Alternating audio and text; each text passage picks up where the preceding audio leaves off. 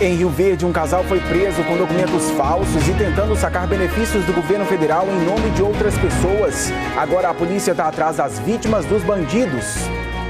A Polícia Civil começa a coletar amostras de DNA de presos condenados por estupro. O banco de dados pode ajudar na solução de outros crimes de abuso sexual. Em Jaraguá, hoje e amanhã tem mega campanha de vacinação contra a Covid-19. Além de aplicar a primeira dose, o objetivo é atrair os mais de 5.000 moradores que estão com a segunda dose atrasada. O J1 fala do dia de descontos. Amanhã tem a tão esperada Black Friday, mas no Esquenta tem até supermercado participando. Tem promessas de descontos até em alimentos e produtos de higiene e limpeza. E você vai ver a primeira festa do Piqui que está acontecendo na Ceasa de Goiânia. Olha, é Piqui para goiano nenhum botar defeito. Essas e outras notícias você vê agora no Jornal Anhanguera.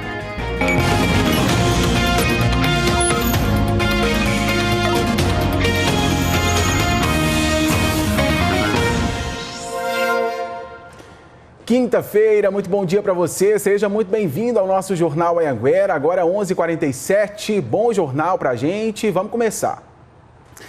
2 pessoas foram presas dentro de um banco em Rio Verde usando documentos falsos. Elas tentavam sacar benefícios do governo federal. Deixa eu chamar ao vivo a repórter Manuela Messias, tem outros detalhes para a gente. Ei, Manu, bom dia com você.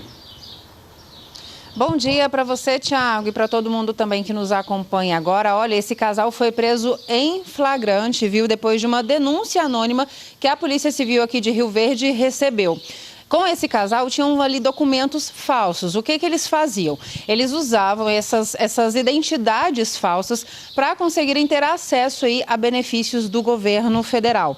Eles teriam aberto contas pela internet e foram na agência para poder sacar benefícios do governo federal, como, por exemplo, o auxílio emergencial. A Polícia Civil disse ainda que eles tentaram até contratar empréstimos usando esses documentos falsos. E existe a suspeita de que esse casal tenha agido em outras cidades aqui de Goiás e até mesmo em outros estados. Mas, felizmente, eles não conseguiram sacar, né, esse auxílio, esse benefício do governo federal. Eles foram presos, então, em flagrante e vão responder por uso de documento falso e associação para o crime. Tiago, é importante alertar também os nossos telespectadores, viu? Porque a própria Polícia Civil faz esse alerta, que olha, quem tiver sido vítima aí desse casal, entre em contato com a Polícia Civil, denuncie esse casal pelo telefone que aparece aí agora para você, olha, 629 9862 9506. Repetindo o telefone, 629 9862 9506. Se você foi vítima desse casal também, entre em contato com a Polícia Civil pelo Disque Denúncia. Tiago. Manu, um recado importante, só um minutinho ali, eu tenho uma nota para dar ainda sobre esse assunto, eu quero continuar conversando com você. É que nós tentamos encontrar a defesa dos suspeitos, mas não conseguimos até o momento. O telefone do Disque Denúncia da Polícia, como a Manu colocou, é o 629 9862 9506. Pedimos uma nota-resposta para a Caixa Econômica Federal, que informou que já está apurando este fato. Olha, eu pedi para você esperar aí, porque eu sei que você está despedindo da gente, Manu, e como eu sou bem chorão, eu já vou logo parar de falar, dizer que você vai fazer uma falta danada. Manu está indo trilhar outros caminhos, está indo ser repórter em São Paulo. Boa sorte para você, Manu. Muitíssimo obrigada, Thiago. Obrigada mesmo a você, a todos com quem eu pude conviver aí nesse quase um ano aqui em Rio Verde. Uma casa que me abraçou, assim, de uma forma muito gostosa. Aqui eu pude conhecer pessoas incríveis, reencontrar outras pessoas que eu já conhecia também. Então eu só tenho muito a agradecer, porque portas foram abertas, inclusive, por conta dessa vivência aqui em Rio Verde, onde eu fui muito feliz. Inclusive, para quem não sabe, a segunda vez que eu moro aqui em Rio Verde a trabalho. Então, assim, é um lugar que me abraçou, me acolheu demais e eu só sou gratidão a tudo que eu pude viver aqui, viu, Thiago? A você e a todo mundo com quem eu convivi durante esse período. Você só vai continuar sendo sucesso porque gente de caráter vence na vida. Parabéns por sua história aqui. Continue arrebentando lá por São Paulo e dê notícias, Manu. Beijão, sucesso, minha querida. Continuando. Olha, uma empresa de reciclagem foi destruída pelo fogo. A Camila Faraco e o André Martins estiveram lá e contam como foi o trabalho dos bombeiros.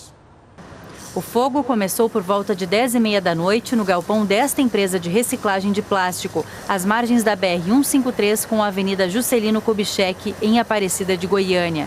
Cerca de 30 homens e 9 viaturas do Corpo de Bombeiros de Goiânia e de Aparecida se deslocaram para controlar as chamas. Uma autoescada também foi usada para o combate do fogo por cima do galpão. Os bombeiros registraram no celular as primeiras ações. O galpão já foi todo destruído, né? Caiu o teto. Ainda tá dentro lá, a gente nem sabe o que tem lá dentro. Até agora não conseguimos adentrar, o calor é muito grande. Já passa da 1h30 da manhã e os bombeiros conseguiram conter as chamas do galpão do centro, para que não se alastrassem para os galpões ao lado de empresas que também trabalham com reciclagem.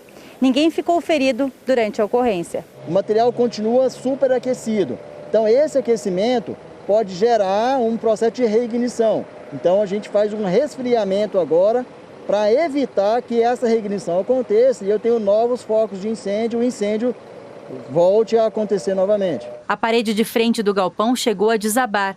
Cerca de 200 mil litros de água foram utilizados nos caminhões. A ação teve apoio da Polícia Militar e da Polícia Rodoviária Federal. O trânsito na BR ficou em meia pista no início da madrugada. Uma ambulância ficou de prontidão caso alguma pessoa ficasse ferida. O incêndio de grandes proporções chamou a atenção de curiosos e assustou moradores. Lilian mora do outro lado da BR e veio ver o que tinha acontecido. Um susto muito grande, todo mundo apavorado. Funcionários e proprietários das empresas vieram ao local, mas preferiram não gravar entrevista.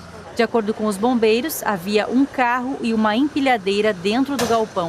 A perícia deve indicar a causa do incêndio. Muito estrago, hein? Olha, a Polícia Civil está fazendo uma operação para coletar material genético e DNA de 400 condenados por estupro e homicídio aqui no estado. Sobre esse assunto, a gente conversa agora pela internet com o repórter Tiago Costa. E eu já quero entender qual o objetivo desse trabalho, hein, Tiago? Boa tarde. Boa tarde, Tiago. Boa tarde para todos que acompanham a gente. Olha, o objetivo desse banco de dados é facilitar a identificação desses presos, por exemplo, numa cena de crime. São 400 presos do regime aberto e semiaberto, condenados por estupro ou homicídio. Os materiais genéticos serão coletados pela saliva deles. A operação ganha o nome de Obsidiana. São 3 dias de coletas. Começou no dia 23 e termina hoje, dia 25 de novembro, justamente porque hoje é uma data especial. É comemorado o Dia Internacional da Não Violência contra as Mulheres. Como eu disse, os dados vão para um banco nacional de identificação e vão ajudar, por exemplo, Tiago, a solucionar crimes antigos que ainda não têm uma resposta pela justiça, graças a esse banco de dados com todo o DNA desses presos do regime aberto e também do regime semiaberto. Volto com você no estúdio. Obrigado por sua participação, Tiago Costa, falando ao vivo, então, de Porangatu. Valeu. Olha, deve ser enterrado no Rio Grande do Sul o piloto de aviação agrícola que morava em Lusiânia e morreu depois de um acidente ontem, num acidente aéreo, então. Jones tinha 37 anos e estava pulverizando uma plantação de cana em Minas Gerais. Ele pilotava esse avião fabricado em 1976. Segundo os bombeiros, depois de abastecer para um novo voo, o avião teve uma pane e caiu no canavial. O piloto, infelizmente, não resistiu aos ferimentos. Segundo a ANAC, o avião estava com a documentação em dia. Jones deixa a mulher e uma filha de 6 anos. Deve ser retirado na próxima semana o barco que naufragou no Pantanal com turistas goianos. O acidente foi em outubro. 5 pessoas de Rio Verde morreram. O Eduardo Marins, que acompanhou essa história desde o comecinho, tem mais informações sobre a retirada desse barco. Com você, Edu, boa tarde. Oi, Tiago, ótima tarde para você, para todo mundo. Esse trabalho da retirada do barco Carcará, lá do Rio Paraguai, ele vai ser feito por uma empresa terceirizada que precisa ser contratada pelos donos dos barcos. A Marinha do Brasil, que está acompanhando de perto essa situação, não deu detalhes de como que vai ser esse processo, esse trabalho, mas adiantou aí que foi feito um plano com estratégias aí de como, de fato, retirar toda essa embarcação com segurança lá do rio. Até então, no mês passado, pessoal, os proprietários do barco informaram para a nossa equipe que poderia ter duas possibilidades: da embarcação, então, ser retirada de uma vez por uma máquina ou, então, que ela fosse desmontada em pedaços, dependendo aí da dificuldade desse trabalho, até porque a embarcação está tombada, né, no rio. A previsão desse serviço já tem aí uma possível data, que seja feito já no início de dezembro. A gente preparou aí uma reportagem bem rapidinho explicando, né, relembrando essa tragédia que aconteceu lá em Corumbá, em Mato Grosso do Sul. Vamos acompanhar. O barco Carcará, que levava os goianos numa expedição de pesca, continua no Rio Paraguai. O acidente foi no dia 15 de outubro deste ano. No barco de passeio estavam 21 pessoas. 12 eram turistas de Rio Verde e o restante tripulantes. O grupo estava no final de uma expedição de pescaria no Pantanal, voltando para Corumbá, no Mato Grosso do Sul, quando foi atingido por uma tempestade. Ai, meu Deus, vai acabar o mundo, meu Deus. 14 pessoas conseguiram se salvar. 7 morreram. 5 eram de Rio Verde. Outras 2 tripulantes. E agora há pouco, pela manhã, o nosso produtor Romero Rezende conversou com o filho de uma das vítimas aí dessa tragédia. Ele também confirmou essa retirada do barco e disse que esse trabalho, inclusive, vai ser feito e os funcionários, então, que trabalhavam na embarcação vão ajudar todo esse processo. A gente relembra que a Marinha do Brasil está investigando, apurando o que pode ter acontecido nessa tragédia e logo em seguida, quando esses trabalhos se encerrarem, a Polícia Civil de Mato Grosso do Sul também deve iniciar uma apuração. Viu, Tiago? Eu volto com você. Obrigado por sua participação. O Eduardo Marins falando com a gente ao vivo de Rio Verde, e na vizinha Jataí estava o Tiago Costa, que entrou com a gente antes do Tiago. Antes do Edu, o Tiago estava me cobrando aqui, disse que eu falei, o Tiago estava com a gente ao vivo de Porangatu, que era a cidade onde ele estava antes de se mudar para Jataí. E ele me contou, a vizinha gritou aqui que eu estou em Jataí, não em Porangatu. Tá feita a correção, Tiago. Valeu, Edu, obrigado por sua participação. Olha, um posto fiscal desativado às margens da BR-364 em Santa Rita do Araguaia, na divisa com Mato Grosso, vem sendo alvo de vandalismo e furtos.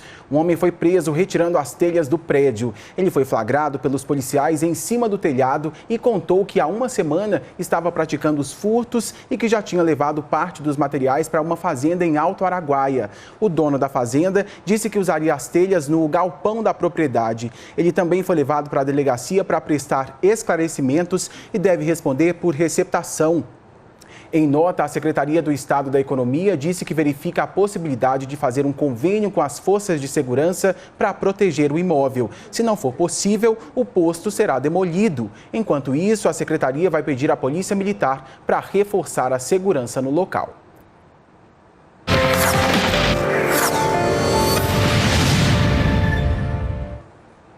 A ponte na GO 020 em Lusiânia está com a obra atrasada. Ela cedeu no início do ano por conta das chuvas, mas era para ter ficado pronta em outubro. Com o atraso, os moradores estão usando uma ponte alternativa de madeira, mas eles reclamam que a passagem é perigosa. Seu Bonfim é um dos vários moradores de Lusiânia que precisam passar por uma ponte de madeira entre os bairros Fumal e São Caetano. De moto, ele se arrisca e não está sozinho. O caminho é alternativo. Antes, os moradores atravessavam os bairros por outro trecho. Você está vendo que a estrada não presta para nada. A ponta está quase caindo. E é desse jeito, para pior. Nós estamos precisando que dar uma melhorada melhorar isso aqui e terminar de lá. O outro trecho é este, que fica na GO 010. Aqui também existiu uma ponte, só que ela cedeu por conta das chuvas no início deste ano. Estas obras começaram no fim de julho e deveriam ter terminado no fim do mês de outubro. Só que até agora isso não aconteceu. Durante as obras, uma escavadeira acabou atolando no leito do Rio Vermelho, depois que o nível das águas subiu com as chuvas. No desvio alternativo, os riscos chamam a atenção. Buracos no asfalto e na ponte de madeira que tem uma estrutura pouco resistente. Isso aqui à noite é o maior perigo, você sabe bem disso, né? Aqui mesmo foi assaltado várias pessoas aqui, ó. Seu Francisco, a gente viu. Foi só escurecer que deu para ter uma noção do perigo. A ponte é muito perigosa, né? O lugar é perigoso, buraco demais, né? Já aconteceu de carro cair aí nessa ponte, né? Segurança nenhuma. Nós entramos em contato com a Goinfra para saber sobre a obra na GO 020, mas ainda não tivemos uma resposta.